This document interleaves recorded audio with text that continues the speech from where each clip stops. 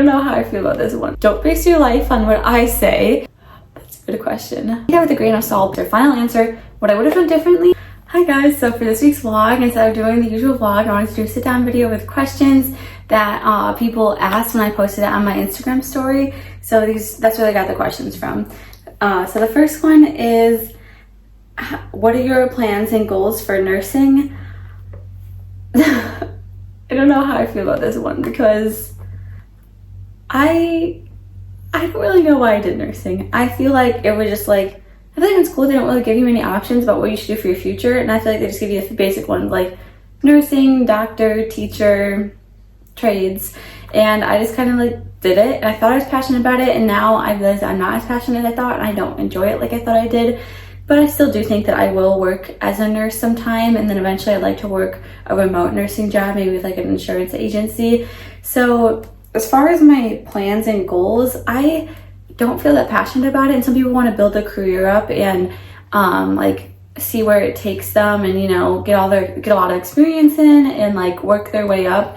But that's not really something that I'm passionate about, so I feel like I'll do it as like a job's a job type of thing, not really because I want to build it into some big career with lots of you know, certifications, and I'm definitely not going to be going back to school because it's just not something I'm passionate about. But I mean, it is still, I do still like that I have a degree in nursing because it's a very broad field that there's a lot you can do in, so I feel like that will be advantageous to me. But unfortunately, it's just not really, I feel like not really what I thought it was. A lot of times in life, things aren't what they appear, and this is kind of one of those times, but it's okay.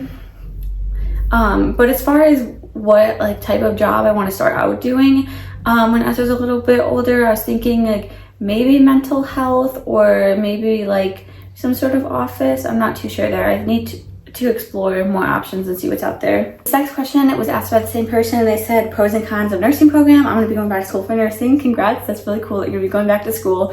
It's like I said, such a broad field. You could do so many things. Like you never even have to really touch a patient besides clinicals, you'll have to. But as far as pros and cons, so I don't know if the person asked this knows where I went, but I went to Southern Illinois University in Carbondale, and it was a brand new nursing program, like brand new. We had just gotten accredited like while I was there, so that was kind of risky not going to a program that hadn't been accredited in the beginning.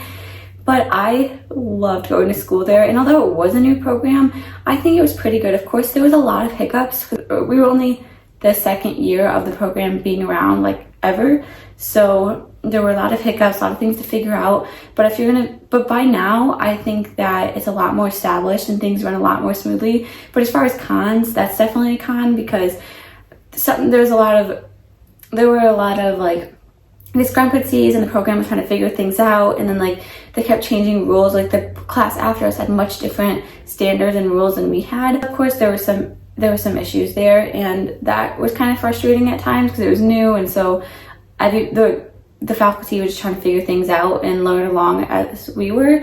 But for pros, I loved it so much. Love SIU. I think it's like the most beautiful, amazing campus ever. I miss it so much. It just hit me like a couple weeks ago how much I really miss college. The campus is amazing. I love the faculty. Although I love the faculty, of course, not everybody's gonna like all of the professors and everything, but I actually really did like them. And also, I feel like our standards aren't as hard as some other schools. Like, yeah, it's hard. Like, for example, the grading scale is different than every other program on campus. Like, for example, you need at least a 78% to pass for anything. So if you get less than 78, you failed, like in a test, in an exam, or just in a program period. So that's a little bit stressful for some people because usually much lower is passing. And then like to get an A, it's obviously a lot harder because it's like a 93 and above or 92 and above. But we're a lot less strict in other ways. Like I've heard of people getting kicked out of the nursing program because their hair didn't look nice at clinicals. And at SIU, they would not do that. That's ridiculous. So that's something. And then I really like how senior year we had an internship where we chose what field we think we want to work in, and we had an extra 64 hours because we already had 64 hours in whatever field it was, but we have to do another 64 hours in that. Or actually, I think somebody got to do like a dermatology office, which is something we didn't have a clinical rotation in. I did labor and delivery, so I had an extra 64 hours labor and delivery, which is really cool. And you choose your own hours, you schedule with the nurse, and I really liked that. And I just feel like we had a really nice, understanding nursing program, and like they really, really want you to make it through. But back to cons, something I didn't mention is that for me, it'll be different if you start now, but for me, my nursing program started with 65 people and we ended with, I think, 23 of the original of us that passed. So that's only 1/3 of us that passed because it was such a new program and a lot of people failed out. But the class below me that are now seniors, I think they've only had like a few fail out. So that was a con, but that wouldn't be a problem for you because now the nursing program is more established. So I hope that helps. But if you want to message me personally, I can answer more questions. How is it moving across the country to a new state without any family there? Honestly, it was awesome.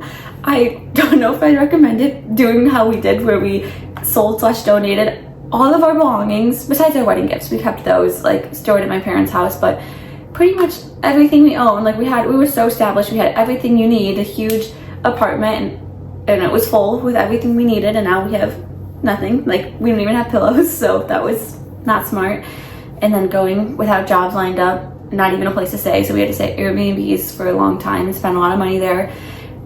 But not having family was really okay, and like I guess it was kind of like a long vacation, which isn't the best because, you know, we wanted to be established there, but obviously we came back so we could save up a big chunk of money and then have jobs lined up before we go back, and, you know, want to do it the right way this time. So we probably won't be back till later next year. But as far as not having family there, Jonathan and I are like, I feel like we're pretty independent. Like when we lived in my college town, he lived there the last 2 years I was there, and like we went back I had to go back every month for drill, so we were back at least once a month. He didn't always come with me, but usually he did. And like that was perfectly fine, just seeing family once a month, because I just feel like we're independent people. We like doing our own thing, and like of course family is important and like amazing, and we're blessed to have family. We just kind of like doing our own thing, especially this age. I feel like this age of your lives, I really strongly feel that people should be kind of like doing their own thing, maybe away from family, just exploring the world, seeing what's out there, seeing other ways of life rather than the one that you grew up with. And like, because how you grew up with your family is all you know, but there's so like the world is so much different than what you grew up with. So I think you should be exploring and seeing what's out there. So I think it was a wonderful experience, and I do think that, like, of course family is important, but I think that Jonathan and I would be totally fine living in another state, and then hopefully we'll have the means to be able to fly back often to visit family. Because family time's important, but we're independent people. But honestly, it was super fun. That was amazing. We loved it. We loved exploring, figuring out how the locals lived, how other people live life, because, you know, you don't know what you don't know. So it's nice to see what was out there. I feel like my brain expanded so much. Like your brain is a rubber band. My rubber band was so stretched because I learned so much of, like, because you don't know what you don't know. I learned so much about what life is like, what other people like, and all that. Like, I've done the college and military. I learned a lot through that, but this is just another experience to learn more and to see what the world's like. And we loved it so much. It was so cool to be in a completely different place, like of course it's still the US, but culture is different everywhere. So that was really cool. The lifestyle is completely different. We just loved that so much. How has your life changed in a positive way since becoming a mother?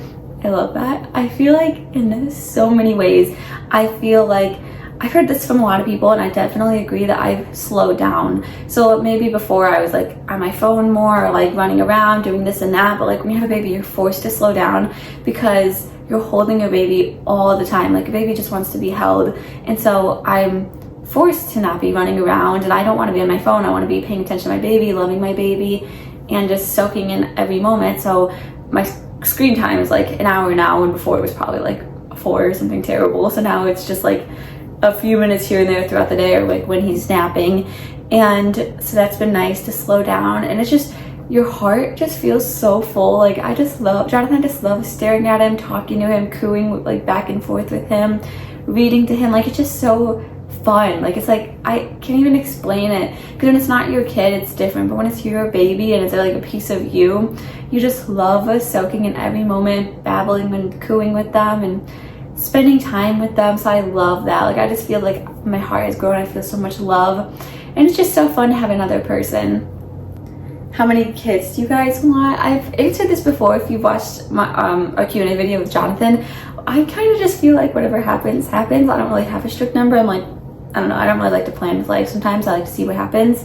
So I feel like whatever happens, happens. But I will say that having a baby is like kind of addicting. Like that sounds crazy, but they're just so cute and like loving, and they're just so little baby newborns, and they're adorable. It's honestly kind of addicting. I can see why people do it a lot, but obviously like we want to have the means and be able to dedicate as much time as possible to our baby and be able to afford all the things for them. So probably not gonna like have one right now, and your body's supposed to heal for like 2 years in between each baby.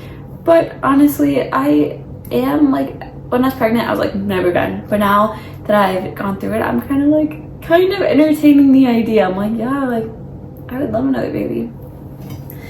I'm kind of skipping around with the questions here. I'm trying to choose which ones I want to do. Oh, okay. Since we're on the topic of babies, this question is hardest part of having a baby. This is something that like kind of pops in my head at unexpected times, and I try to just like shoo it out because it makes me sad and it's just so negative. But I just sometimes I'll be like if I'm really tired, I get super negative. So if he was up a lot in the night, or I'm just really tired, I'll think, how am I gonna do this like forever? Like I'm in charge of him forever. This is not just like a few days, few weeks, like this is years. But then I try to remind myself it's not gonna be, it gets easier. They're gonna be more independent, and there'll be different stages, and each stage has its beauties, and I guess you could say it's pros and cons. So the hard part would be that it's scary that you're in charge of someone forever and ever. And so I get in my head about that sometimes, or like especially in the first couple weeks after having him, I was like, wow, like how am I gonna do this? Like I kind of just want to be selfish. I want to take a long shower, I want to wash my hair, I want to paint my nails, I want to hang out with friends, I want to go to the beach all day, I want to be selfish.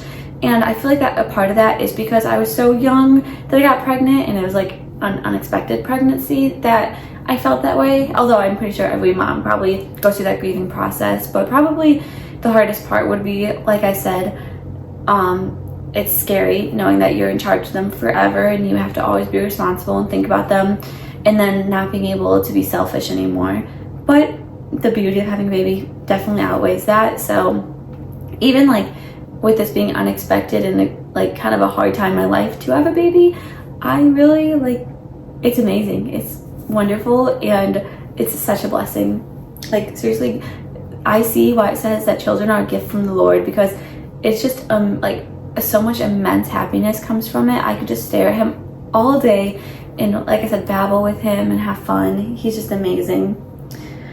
Who takes your Instagram pictures? Usually Jonathan, but sometimes like whoever's there, I'm like, hey, can you take a picture of me? And I know it feels kind of weird to like, sometimes I feel vain about it. I have a love-hate relationship between being memories and being like super vain and like, look at me, which I feel weird about that. But I love having memories, and I think it's fun to like be creative and make it like look like art. So I just kind of shoo out those feelings and do it because it makes me happy. But usually it's Jonathan. Sometimes lately it's been more like my mom or siblings, since I'm around them now. But I mean, I've asked strangers before, just like whoever. And the same person asked and tips for someone who wants to take fun pics but is awkward. I would say like I like taking pictures more so in the moment when you're doing something fun and you're happy, so it's not like forced. Like there has been times where like say Jonathan and I were doing something cool, it was really pretty, and I wanted a picture of it, we were like arguing, so like it just looks fake and forced and awkward because I wasn't genuinely happy. But when you're actually having a good time, you're out with people and you're like, hey, take a picture of me really quick, and it's in the moment or even a candid, you feel much more confident because you're having fun already, so you can just, you know, quickly like, you know, like that type of thing. It's not like you force like where you're not actually happy. So I would say try to take your pictures in the moment rather than like, there's been times my friends and I did like photo shoots where we got like all dolled up and then drove to a cute location, which is like, it's fun in itself, but that is more forced. So I do like taking pictures in the moment. And that's why I liked about Florida. It was so pretty that like all the pictures were like in the moment because we were doing cool stuff with beautiful backgrounds and having fun. So it didn't have to be like forced, but in the moment. What would you have done differently for your wedding? That's a good question. Well, I don't even know what to say about that because I didn't plan the weather. And so, so if you guys don't know, we were having a beach wedding, and there was this beautiful venue on the beach. It's kind of like an open type of building. And I was super excited for that. And like being on the beach, I'm like, oh, that's so much less pressure with like entertaining and everything. Cause like people can like walk around on the beach during, like when we're taking our photos, and you know, it just takes away the pressure because everyone loves the beach and is happy there. Well, usually most people love the beach and are happy there. And so I feel like that was a lot less pressure, and it'd be so fun. We'd hear the waves, and it's just so fun being at the beach. But then that morning it was like a monsoon, and our venue contacted us a few hours ahead of time saying that it was flooded, and because of liability purposes, like the parking lot was flooded, and for liability purposes we can't have the wedding there. And so I was crushed like the whole morning. I just kind of like laid in bed and honestly cried because I was just emotional and sad. And I was like, and the biggest thing I was thinking is, I'm like, I'm not gonna get married today. Like, yeah, it sucks the venue is flooded and I can't have my beach wedding, but I was like, I'm not gonna get married today. And like all these people came across the country from all over the country to South Carolina, and now it's like I'm letting them all down, and I'm like, I felt so guilty and so bad. And Jonathan and his dad actually found the backup place. It was the hotel that we were staying at for our honeymoon. They let us have our wedding there, so it was different. It wasn't the beach wedding, and like I felt like things were like last minute thrown together because, you know, we had to change everything with it being different locations, and with it not being outside, I just feel like it was more pressured for like entertaining purposes and making the evening flow. So I feel like I was stressed with that. Like at my wedding, instead of enjoying it, I was kind of trying to be like, can you do this? Can you start the music? Can you like I feel like I was kind of like controlling, but I was trying to just like let things happen, and my family like stepped up and did a lot. Like I'm so thankful for them because they totally stepped up and took over and made everything work. But it was still stressful, so to do it differently, I don't know, I don't want to say pick a different venue because I really liked that it was on the beach and I was excited for it. Maybe a different time of year, but that's hard to say because originally it was going to be October, but then we moved it up to March. Okay, so I guess, I don't know if I really have anything different I want to do. Like I want to say maybe hire more people or like a videographer or anything, but like we didn't have the money. Like I already spent, like Jonathan and I had spent a lot of money. Both of our parents had contributed to, like we just couldn't really spend any more money, so I don't think I could have done anything differently to hire more people because we didn't have the money. And so I don't know if there is anything I would have done differently. Honestly, I didn't really like my dress, which is sad, but I kind of just like was so done with dress shopping. I was like, whatever, like I'll take this one. So maybe I would have put more effort into finding a dress that I enjoyed.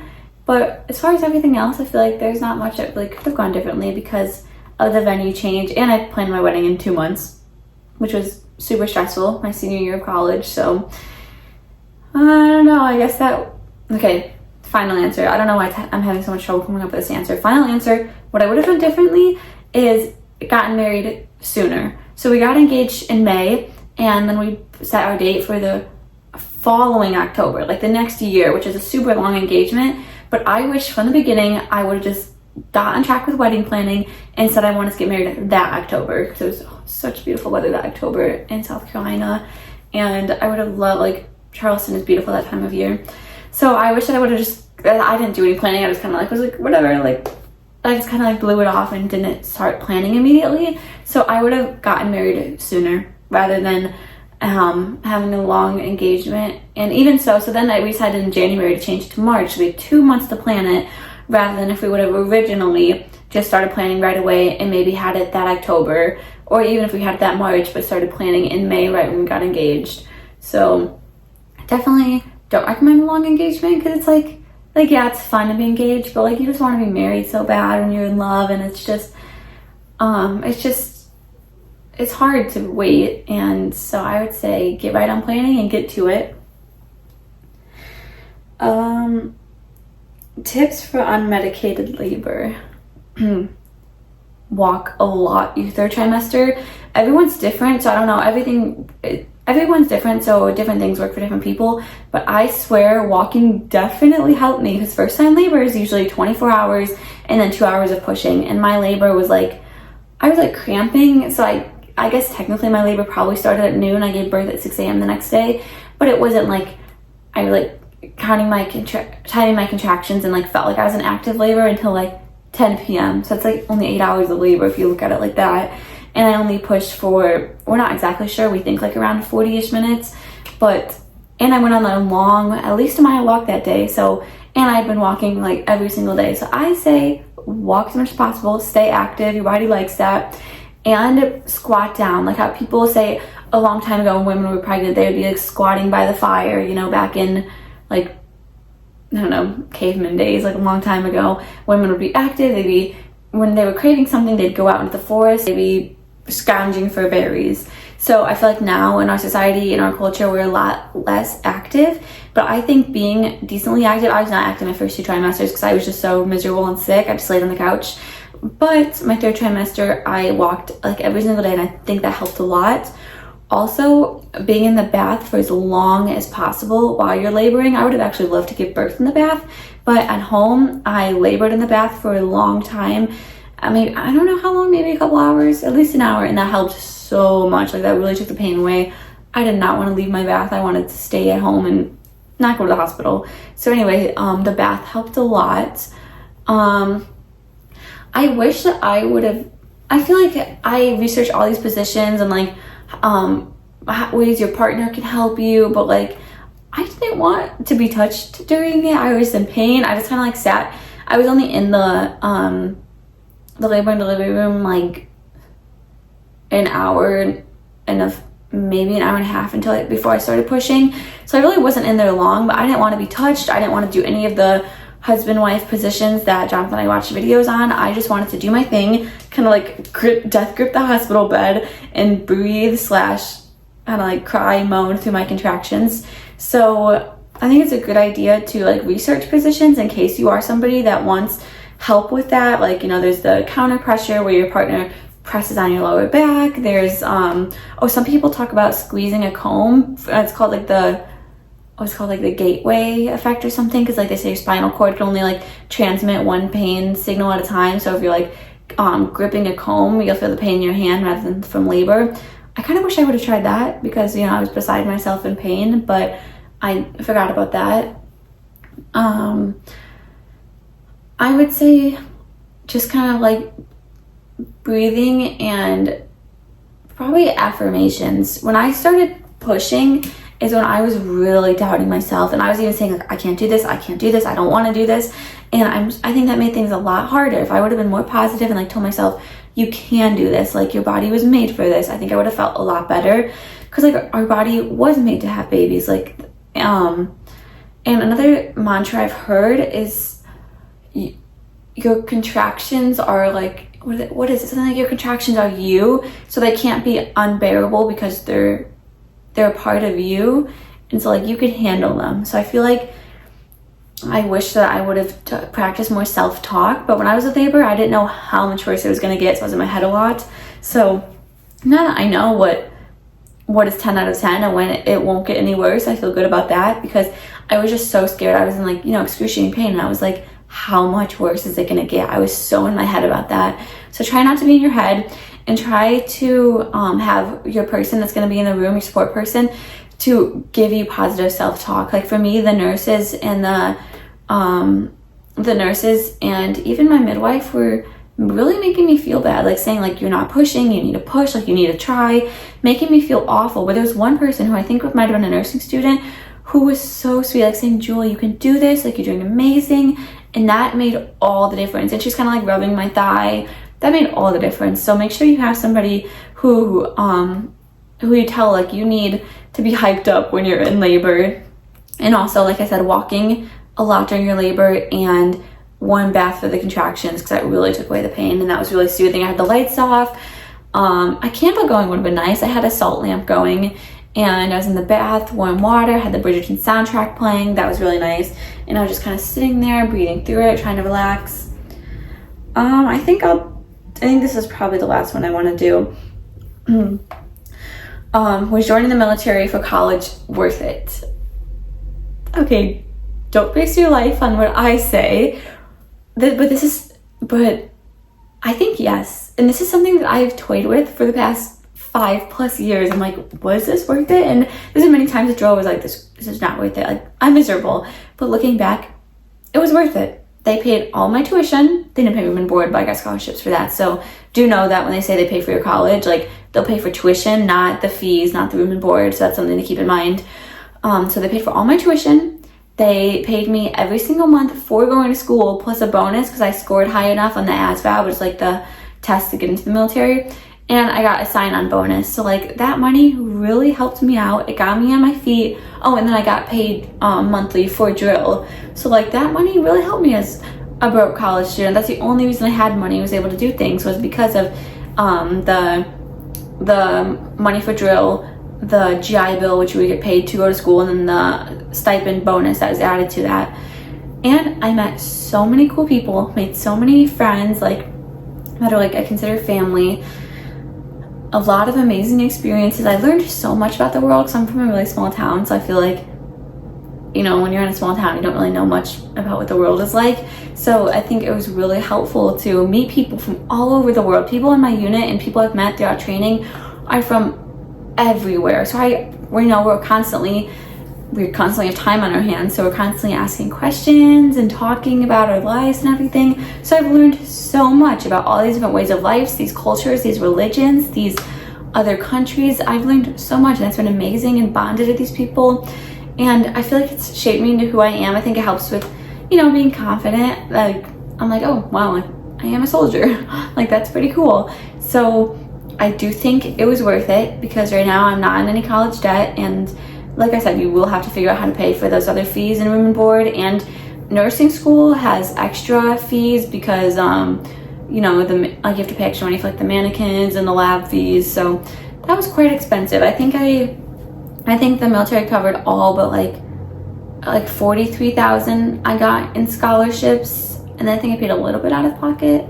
I don't remember. I wrote it down somewhere, but so that helped a lot, because if I had nothing, I would be in like $120,000 of debt, and I'm not, thank goodness. So I do think it was worth it, but take that with a grain of salt, because I mean, we could go to war anytime, and now my unit is actually being deployed. So say this would have happened like a year or two ago, I would have been deployed in college, then I would have missed college and missed like up to 14 months of my life being deployed. So I'm not going on the deployment because my contract's almost over, and because I have a baby.